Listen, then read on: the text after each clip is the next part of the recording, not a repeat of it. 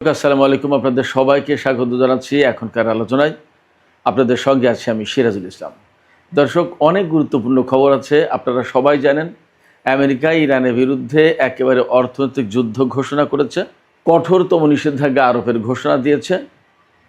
কিন্তু সেই নিষেধাজ্ঞায় ইরান কতটুকু কুপকাত হবে সেই প্রশ্ন যত বড় তার চেয়ে বেশি বড় হয়ে দেখা দিয়েছে আমেরিকার অর্থনীতির কি হবে। এটা আমার কথা না, সিএনএন বলছে ডোনাল্ড ট্রাম্পের যে তত্ত্ব, এই তত্ত্ব এখন আন্তর্জাতিক অঙ্গনে কঠিন চ্যালেঞ্জের মুখে, পরীক্ষার মুখে। Number one. নাম্বার টু হচ্ছে সিএনএনের একই রিপোর্টের আরেকটি সাবহেড হচ্ছে ট্রাম্প প্রশাসন ইরানের বিরুদ্ধে অর্থনৈতিক নিষেধাজ্ঞা আরোপের এই ঘোষণা দিয়ে আমেরিকার অর্থনীতিকে যুদ্ধের মুখে ঠেলে দিয়েছে। আমার কথা না, সিএনএনের কথা। সিএনএন কোনো ফেলনা, কোনো কাগজ না, গণমাধ্যম না। একই সময়ে মার্কিন প্রেসিডেন্ট ডোনাল্ড ট্রাম্পের অনুরোধে পাকিস্তানের সেনাপ্রধান এবং পাকিস্তানের স্বরাষ্ট্রমন্ত্রী ইরান সফরে গিয়েছিলেন নতুন করে কূটনৈতিক প্রক্রিয়ায় ফিরে আসার জন্য। ইরান এখানে সেই পুরনো শর্তই দিয়ে রেখেছে, নতুন কোনো গল্প নেই।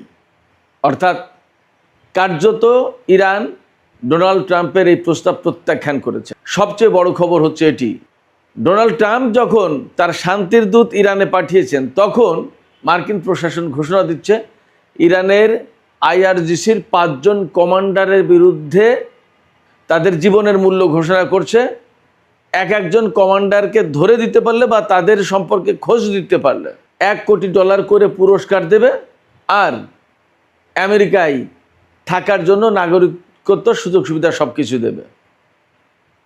প্রশ্ন হচ্ছে, যখন আমেরিকা শান্তির দূত পাঠিয়ে কূটনৈতিক প্রক্রিয়া পুনরুজ্জীবিত করার চেষ্টা চালাচ্ছে, তখন ইরানের বিরুদ্ধে অর্থনৈতিক যুদ্ধ ঘোষণা করছে নিষেধাজ্ঞা আরোপ করে, আর ইরানের আইআরজিসির 5 জন কমান্ডার, শীর্ষ কমান্ডার, তাদেরকে ধরে দেওয়ার জন্য তাদের মাথার মূল্য ঘোষণা করছে।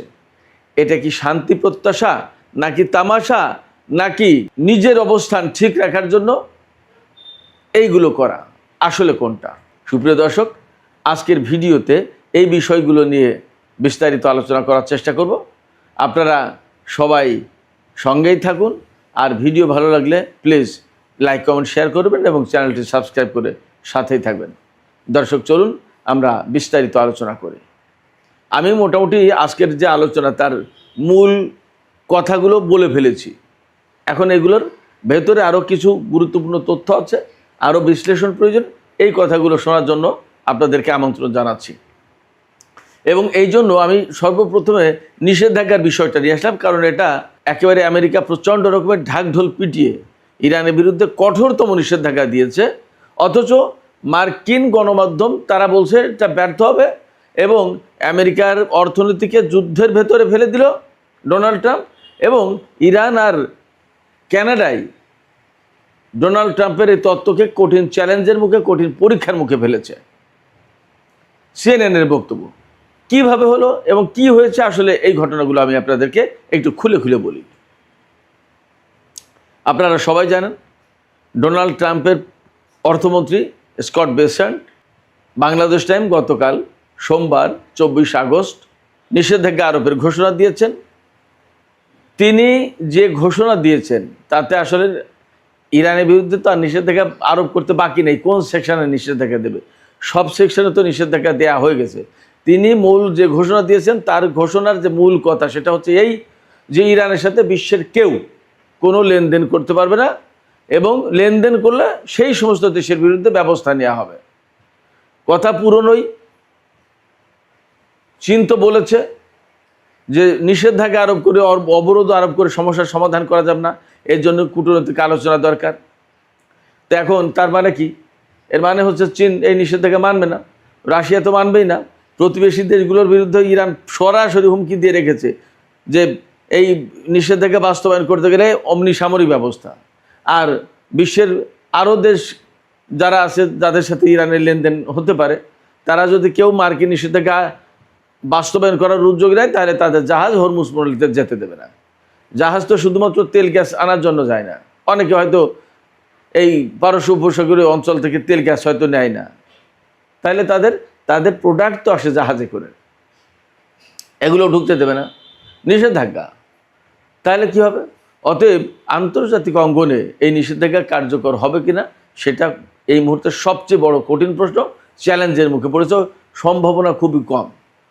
হ্যাঁ, কিছু কিছু দেশ তো মানবে, কিন্তু চীনের মতো একটা দেশ যার অর্থনীতি আমেরিকার চেয়ে বড়, এই চীনের মতো দেশটা যদি আমেরিকার এই নিষেধাজ্ঞা না মানে, তাহলে চীনের বিরুদ্ধে আমেরিকা কি করবে? যুদ্ধ? না, প্রথমে এই যুদ্ধ করতে যাবে না, পারবেও না। আমেরিকার অস্ত্রের ভান্ডার খালি, এটা জানে, কেউ না জানলেও আমেরিকা তো জানে।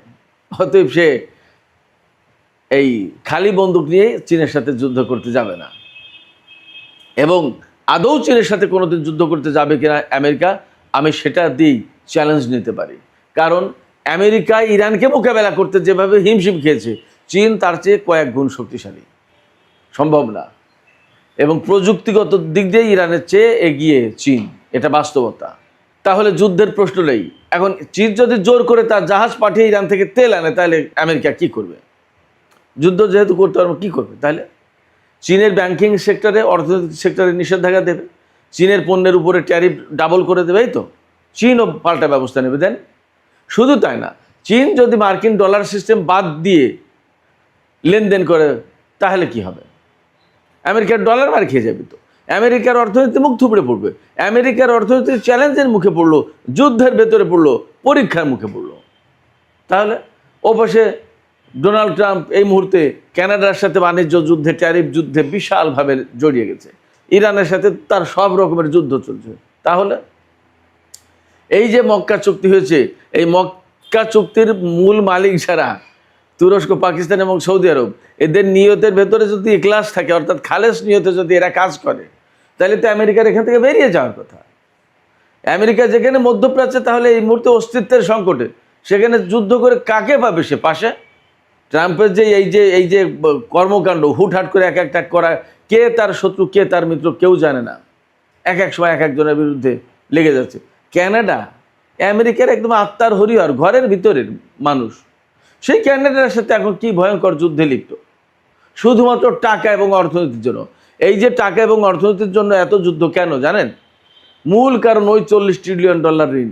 ডোনাল্ড ট্রাম্প খুব ভালো করে জানে তার দেশ ব্যাপকভাবে ঋণগ্রস্ত। ঋণী কে হয়?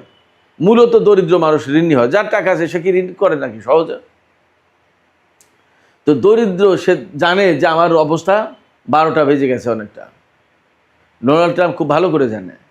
অতএব সারা বিশ্বে এই অর্থনীতির লড়াই করে বেড়াচ্ছে, এবং ইরানে যে আজকে এই যে যুদ্ধটা চাপিয়ে দিয়েছে, তার মূল অনেকগুলো কারণের ভিতরে একটা বড় কারণ ছিল, একটা কারণ, আমি অনেকগুলো কারণের ভেতরে একটা গুরুত্বপূর্ণ কারণ, ইরানের ধনভাণ্ডার সব একাই কবজা করবে, একাই খাবে, মৌজ মাস্তি ফুর্তি করবে ডোনাল্ড ট্রাম্প। এই জন্য নেটো জোটকে, তার ইউরোপীয় মিত্রদেরকে কাউকেই বলেনি যে একা খাবে বলে, ভেনিজুয়েলার মতো করতে চেয়েছিল, কিন্তু বিপদে পড়ে গেছে ইরানে এসে। নিষেধাজ্ঞা আমেরিকার জন্য বুমেরাং হয়ে যেতে পারে, যথেষ্ট সম্ভাবনা আছে।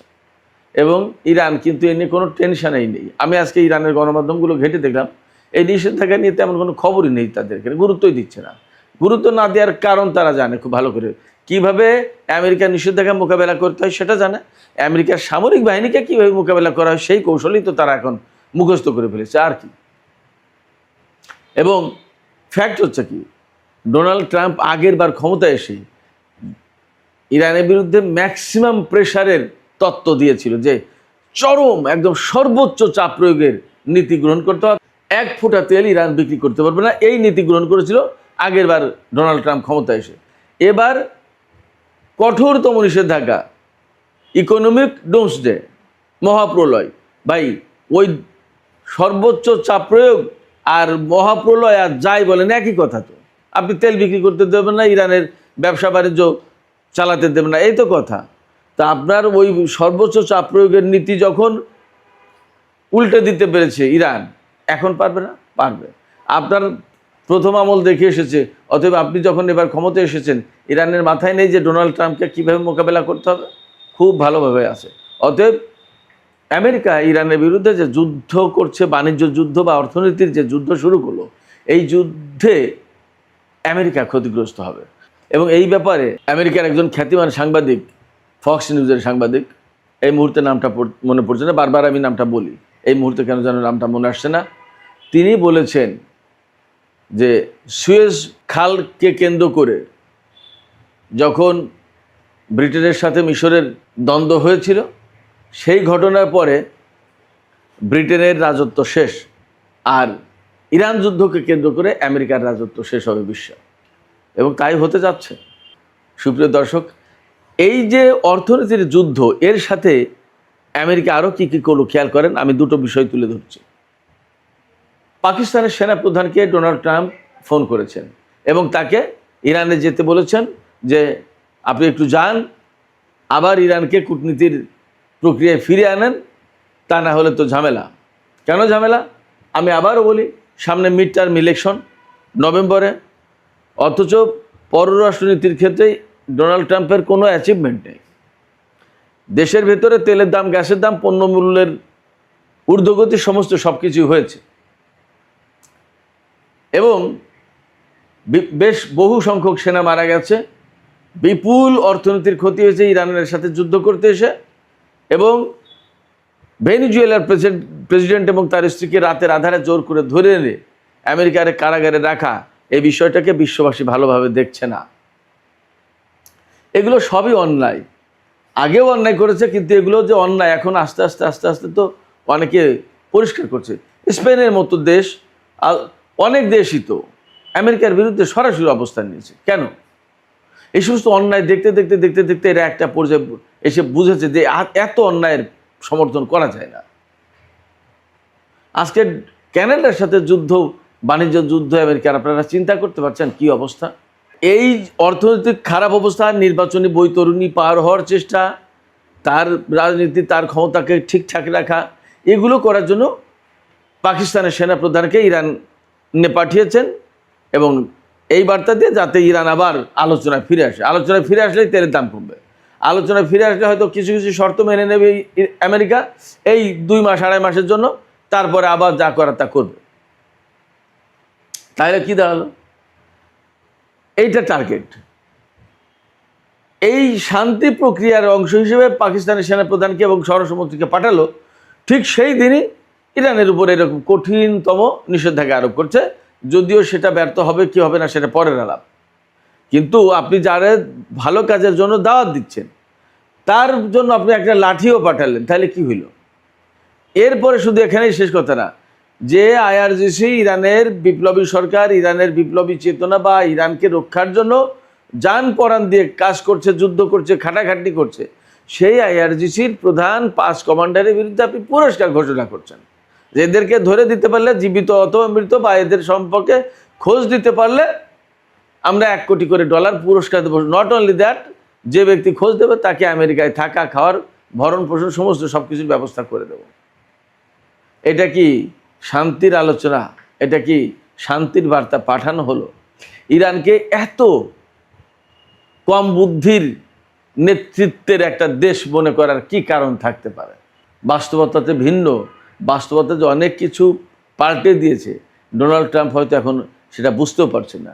ডোনাল্ড ট্রাম্পকে জানানো হয়েছিল আব্রাহাম লিঙ্কন ব্যাপকভাবে কাজ করছে, কিন্তু আব্রাহাম লিঙ্কন যখন ফুটো হয়ে গেছে, ক্ষতিগ্রস্ত হয়েছে, এই জাহাজ কোনো বন্দরে ভেড়ানো যাচ্ছে না, তারা ব্যাপক খাবার দাবারের অভাবে, কোনো সার্ভিস নেই, খুবই কষ্টে, এবং সেই জাহাজ আমেরিকায় ফেরত দেবে কীভাবে? ডোনাল্ড ট্রাম্প তো জেনে যাবে যে জাহাজ ফুটো হয়ে গেছে ক্ষেপণাস্ত্র আঘাতে।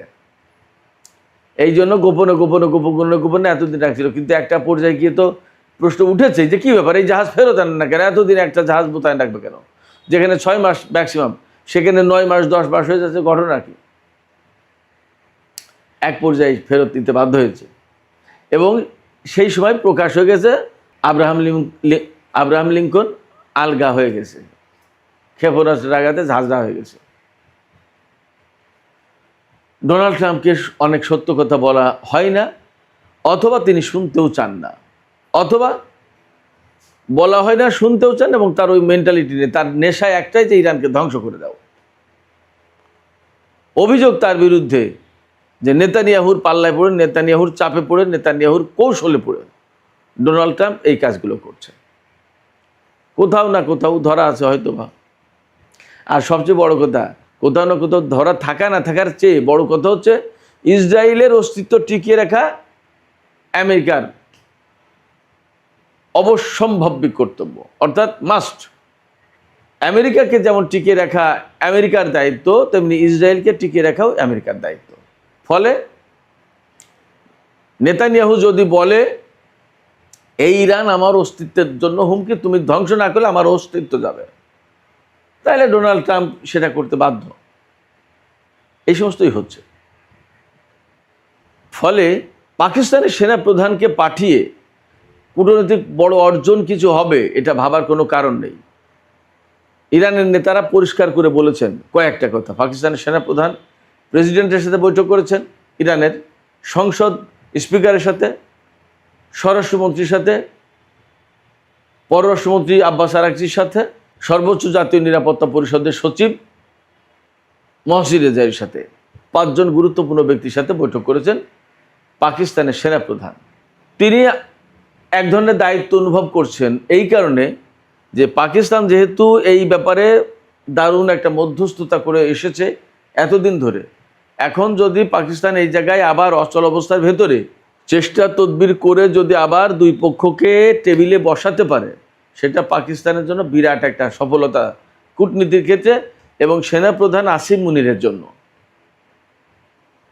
এই জায়গা থেকে পাকিস্তান ব্যাপক প্রচেষ্টা চালাচ্ছে এবং পাকিস্তান যখন আঞ্চলিক ক্ষেত্রে ইরান এবং আমেরিকার মধ্যকার যুদ্ধের ব্যাপারে মধ্যস্থতা করছে, আঞ্চলিক শান্তি প্রতিষ্ঠার ক্ষেত্রে কাজ করছে, তখন পাকিস্তান কিন্তু সারা বিশ্বে একটা প্রশংসার পাত্র হয়ে গেছে। শুধু প্রশংসার পাত্র না, পাকিস্তান এই মুহূর্তে সম্মানের আসনে এবং আঞ্চলিক ভূ রাজনীতিতে ভারত সেই জায়গায় কোণঠাসা অনেকটা। এই জায়গায় পাকিস্তানকেও ইরান লেভারেজ দিচ্ছে, খানিকটা সুবিধা দিচ্ছে যে ঠিক আছে তুমি আগাও। আবার পাকিস্তানও প্রচেষ্টা করছে একেবারে জান পরাণ দিয়ে। কিন্তু বাস্তব কথা হচ্ছে যে ডোনাল্ড ট্রাম্পের যে স্বভাব, তিনি চুক্তি করেন, ভেঙে ফেলেন, আলোচনায় বসেন, যুদ্ধ করেন, হামলা করে বসেন, আবার কথা বলেন, হুমকি দেন, এগুলো ইরান পছন্দ করে। এই জন্যই ইরানের পক্ষ থেকে মোটা থেকে 4-5টা কথা বলা হয়েছে। আমেরিকার সাথে আলাপে বসতে গেলে আমেরিকার আচরণে পরিবর্তন আনতে হবে, 1 নম্বর। 2 হচ্ছে তারা হুমকি দিয়ে কথা বলতে পারবে না, সম্মান দেখাতে হবে। ইসলামাবাদ সমঝোতা স্মারক যেটা সই হয়েছিল পাকিস্তানের উদ্যোগে, পাকিস্তানের মধ্যস্থতায়, সেই সমঝোতা স্মারকে আমেরিকা ফিরে আসবে এবং ওই সমঝোতা স্মারক বাস্তবায়ন করবে। 4 হচ্ছে হরমুজ প্রণালী খোলা হবে কি হবে না সেটা ডিপেন্ড করবে আমেরিকা এই MOU অর্থাৎ ইসলামাবাদ সমঝোতা স্মারক বাস্তবায়ন করছে কি করছে না তার উপরে। আর যদি খোলা হয়ও তাহলেও এটা এইরকম হবে না যে ওপেন টু অল, যার যা খুশি সে তাই করবে, নট দ্যাট। নিয়ন্ত্রিতভাবে খোলা হবে, কোন জাহাজ যাবে কোন জাহাজ যাবে না, কোন রকমের জাহাজ আসতে পারবে কোন রকমের জাহাজ আসতে পারবে না, সমস্ত সব কিছু কন্ট্রোল করবে ইরান এবং সেখানে একটা ফি টোল যাই বলেন দিতে হবে। এরকম অনেক কিছু শর্ত আছে।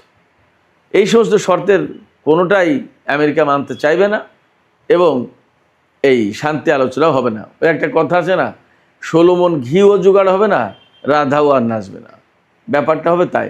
আর যদি ডোনাল্ড ট্রাম্প এই মুহূর্তে কৌশল করে এ সমস্ত সব কিছু মেনে নিয়ে 2-2.5 মাসের জন্য কোনো রকমের সুবিধা দেয়, তাহলে নিশ্চিত থাকেন মিড টার্ম ইলেকশনের পরেই আবার ইরানের সাথে আমেরিকার সংঘাত অনিবার্য হবে, শুরু করে দেবে। তার আগে কথা হচ্ছে নেতানিয়াহু ডোনাল্ড ট্রাম্পকে এই ইসলামাবাদ সমঝোতা স্মারক বাস্তবায়ন করতে দেবেন কিনা সেটাই বড় প্রশ্ন। এপাশে ইরানের IRGCর 5 জন কমান্ডারের বিরুদ্ধে পুরস্কার ঘোষণা করেছেন। কারা সেই কমান্ডার আমি একটু বলি, খেয়াল করেন, বুঝতে পারবেন এর গুরুত্ব কী। IRGCর chief commander major general Ahmad Vahidi, IRGCর কমান্ডার এবং তিনি এখন ইরানের সশস্ত্র বাহিনীর chief of staff major general Ali Abdollahi, তিনি এই চিফ অফ স্টাফ কমান্ডার নিয়োগ হওয়ার আগে তিনি ইরানের খাতামুল আম্বিয়া হেডকোয়ার্টার্সের কমান্ডার ছিলেন। তারপরে সাইদ অগাজানি, তিনি হচ্ছেন আইআরজিসির অ্যারোস্পেস ডিভিশনের ড্রোন ইউনিটের কমান্ডার, খুবই গুরুত্বপূর্ণ। 4 নম্বরে হামিদ রেজা লস্কারিয়ান, তিনি হচ্ছেন আইআরজিসির সাইবার ইলেকট্রনিক্স কমান্ডের প্রধান। আর মাজিদ খাদেমি, তিনি হচ্ছেন গোয়েন্দা প্রধান। এই 5 জনের বিরুদ্ধে পুরস্কার ঘোষণা করেছে আমেরিকা। 5 জনকে ধরে দিতে পারলে, জীবিত অথবা মৃত, অথবা তাদের খোঁজ দিতে পারলে $1 কোটি করে পুরস্কার দেওয়া হবে। দেখা যাক তাদের খোঁজ দিতে পারেন, তারা তো লুকিয়ে নেই, তাদের কেউ খোঁজ দিতে পারে কিনা এবং দিলে তাদের বিরুদ্ধে কী ব্যবস্থা নিতে পারে। হ্যাঁ, তাদের বিরুদ্ধে যদি হামলা চালায়, তাদের উপর হামলা চালায়, তাহলে আবার যুদ্ধ, এবং ইরান তার জন্য প্রস্তুত আছে। অতএব ডোনাল্ড ট্রাম্প যেদিকে যেতে চাইবে, ইরান সেই দিকেই যাবে। সুপ্রিয় দর্শক, আজকের আলোচনা এখানে শেষ করতে চাইছি। আলোচনা শেষের আগে আপনাদের কাছে আপনাদের মতামত জানতে চাই। আমেরিকা যে নিষেধাজ্ঞা আরোপ করলো, সেটা কতটা কার্যকর হবে বলে আপনাদের মনে হচ্ছে? আর ইরানের যে 5 জন কমান্ডারকে তাদের খোঁজ দিতে পারলে, জীবিত অথবা মৃত ধরে দিতে পারলে $1 কোটি করে পুরস্কার দেবে, এটার মানে কি দাঁড়ায়? ইরান এই বার্তাকে কিভাবে গ্রহণ করবে? আপনাদের মতামত জানিয়ে কমেন্টে লিখতে পারেন। আর ভিডিও ভালো লাগলে লাইক, কমেন্ট, শেয়ার করবেন এবং চ্যানেলটি সাবস্ক্রাইব করে সাথেই থাকবেন।